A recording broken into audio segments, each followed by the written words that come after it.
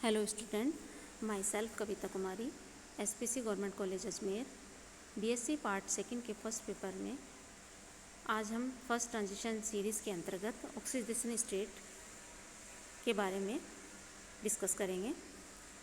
संक्रमण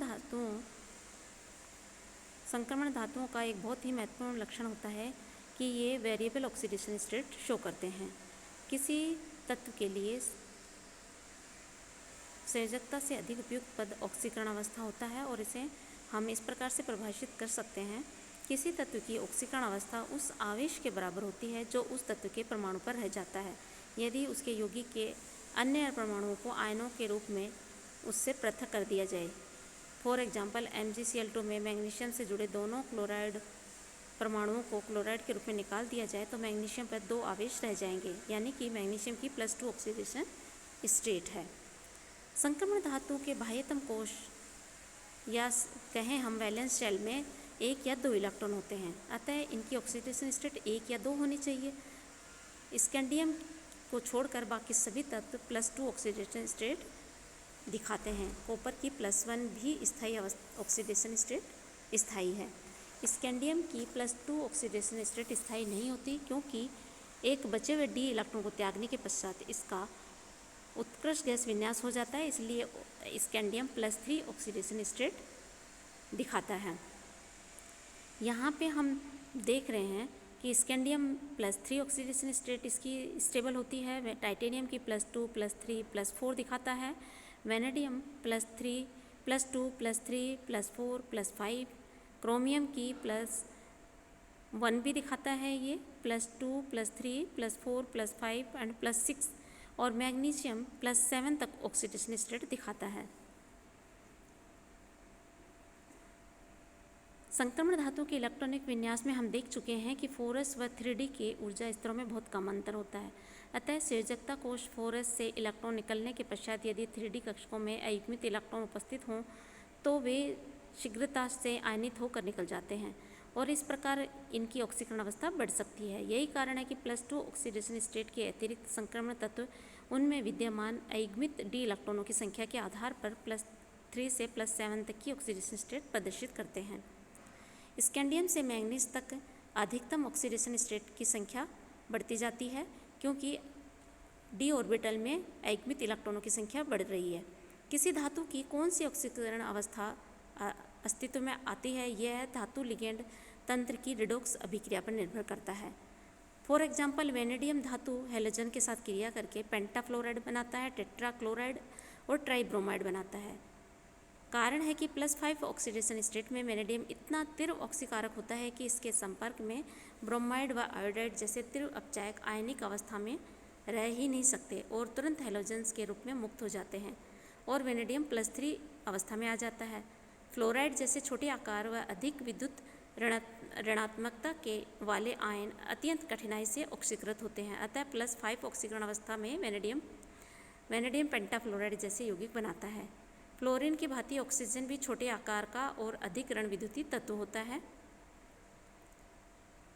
अतः ऑक्साइड आयनों के साथ भी ये तत्व उच्च ऑक्सीकरण अवस्था वाले यौगिक बनाते हैं। वेनेडियम का वैनेडेट आयन, क्रोमियम का क्रोमेट आयन, मैंगनीज का परमैंगनेट आयन काफ़ी स्थायी हैं। इसके अतिरिक्त माध्यम का भी महत्वपूर्ण योगदान होता है। अम्लीय माध्यम में निम्न ऑक्सीकरण अवस्थाएं स्थायी होती हैं जबकि क्षारीय माध्यम में उच्च ऑक्सीकरण अवस्था विद्यमान रहती है। यही कारण है कि संक्रमण धातुओं के हाइड्रोक्साइड वायुमंडलीय ऑक्सीजन से ऑक्सीकृत हो जाते हैं। हल्के रंग के होने के कारण फेरस हाइड्रोक्साइड वायु में खुला छोड़ने पर भूरे रंग के फेरिक हाइड्रोक्साइड में परिवर्तित हो जाता है। पाई इलेक्ट्रॉन लिगेंड के साथ संक्रमण धातु 0 ऑक्सीकरण अवस्था में उपस्थित रहता है। ऐसी अवस्था में लिगेंड धातु के साथ 2 प्रकार का व्यवहार करता है, सिग्मा डोनर और पाई एक्सेप्टर। अर्थात लिगेंड पहले धातु परमाणु को अपना इलेक्ट्रॉन युग्म देकर एक सिग्मा बंध बनाता है, जिसके फलस्वरूप धातु परमाणु पर ऋणावेश आ जाता है, जिसका विस्थानीकरण करने के लिए धातु परमाणु अपने D कक्षक लिगेंड अणु के रिक्त विपरीत बंधी कक्षकों के साथ सहपार्श्विक अतिव्यापन करके पाई बंध बना लेते हैं। इस प्रकार के बंध को बैक बॉन्डिंग भी कहा जाता है। Carbonyl, nitrogen, try alkyl phosphine, इस तरह के बाइपिरिडिल आदि इस प्रकार के लिगेंड हैं। कार्बोनिल लिगेंड वह किसी धातु आयन के मध्य बंध को हम दिखा सकते हैं कि इस तरह से उनकी बैक बॉन्डिंग होती है। संक्रमण धातु आयनिक व सहसंयोजक दोनों प्रकार के बंध बनाते हैं।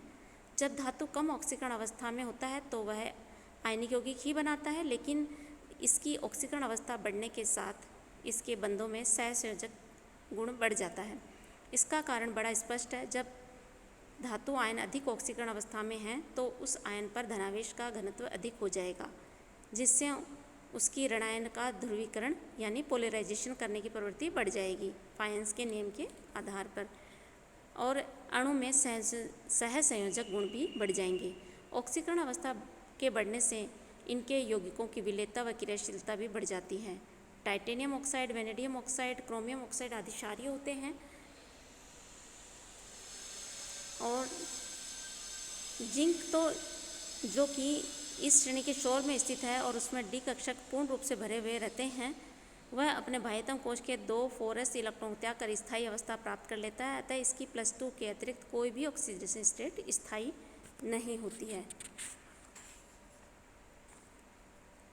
तत्वों की अधिकतम ऑक्सीकरण अवस्था उसके डी कक्षकों में उपस्थित अयुग्मित इलेक्ट्रॉन व s इलेक्ट्रॉनों की कुल संख्या के योग के बराबर होती है। मैंगनीज में s ऑर्बिटल में 2 और d ऑर्बिटल में 5 इलेक्ट्रॉन होते हैं, इसलिए +7 ऑक्सीडेशन स्टेट ये दिखाते हैं, क्योंकि इसके पास में 7 अनपेड इलेक्ट्रॉन होते हैं। लेकिन D5 विन्यास के बाद कक्षकों में इलेक्ट्रॉनों का युग्मन शुरू हो जाता है, अतः अयुग्मित इलेक्ट्रॉन की संख्या एक एक करके घटती जाती है। यही कारण है कि मैंगनीज से जिंक तक ऑक्सीकरण अंक में एक एक की कमी होती जाती है। जब हम श्रेणी में बाएं से दाएं जाते हैं तो उच्च ऑक्सीकरण अवस्था का स्थायित्व घटता जाता है, अतः स्कैंडियम अत्यधिक स्थायी है। टाइटेनियम 4+ अधिक स्थायी है। Vanadium 5+ oxidation state, chromium 6 oxidation state और मैंगनीज +7 ऑक्सीडेशन स्टेट में ऑक्सीकारक है। वह इसके बाद के समस्त आयन यानी कि आयरन, कोबाल्ट, निकल, कोबाल्ट आदि अस्थायी एवं ऑक्सीकारक हैं। बाएं से दाएं जाने पर +2 ऑक्सीडेशन स्टेट का स्थायित्व बढ़ता जाता है, जबकि +3 ऑक्सीकरण अवस्था का स्थायित्व घटता जाता है। इन दोनों में कॉपर व मैंगनीज अपवाद है, क्योंकि कॉपर में +2 ऑक्सीडेशन स्टेट के लिए दूसरा इलेक्ट्रॉन स्थायी D0 विन्यास से निकलता है, अतः तंत्र का स्थायित्व कम हो जाता है। इसी प्रकार मैंगनीज की +3 ऑक्सीकरण अवस्था प्राप्त करने के लिए तीसरा इलेक्ट्रॉन मैंगनीज के हाफ फील्ड यानी D5 इलेक्ट्रॉन से निकलना होगा, जिससे ज़्यादा ऊर्जा खर्च होगी। अतः कॉपर +2 व मैंगनीज +3 का स्थायित्व अपेक्षित मान से कम होगा। साथ ही मैंगनीज 2+ व आयरन 3+ ऑक्सीकरण अवस्था अपेक्षा से अधिक स्थायी होती हैं, क्योंकि दोनों में स्थायी D5 विन्यास रहता है। शून्य अथवा ऋणात्मक ऑक्सीकरण अवस्थाएं भी अस्तित्व में आ सकती हैं यदि कम ऑक्सीकरण अवस्था को स्थायी करने वाले लिगेंड विद्यमान हों, जैसे कार्बन मोनोऑक्साइड, डाइपिरिडाइल आदि। इस प्रकार की ऑक्सीकरण अवस्थाओं का होना धातुओं के कम धन विद्युतीय होने का संकेत है। अधिकतम ऑक्सीकरण अवस्था व +2 व +3 ऑक्सीकरण अवस्थाओं के मध्य की ऑक्सीकरण अवस्थाओं में डिस्प्रपोर्शन का गुण पाया जाता है, अर्थात ऐसी अवस्था एक ही समय में अपने से कम व अधिक ऑक्सीकरण अवस्थाओं में परिवर्तित हो जाती हैं। ऑक्सीकरण अवस्था बढ़ने के साथ उनके यौगिकों में सहसंयोजक गुण बढ़ जाते हैं, जिससे उनके ऑक्साइड का अम्लीय गुण भी बढ़ जाता है। इस प्रकार ऑक्सीकरण अवस्था अथवा सहसंयोजक गुण बढ़ने से उनके क्लोराइड्स की जल अपघटन की प्रवृत्ति बढ़ती जाती है। टाइटेनियम के हैलाइड्स में टाइटेनियम का ऑक्सीकरण अंक +3 है और ये जल अपघटित नहीं होता, इसका जल में विलयन स्थायी होता है।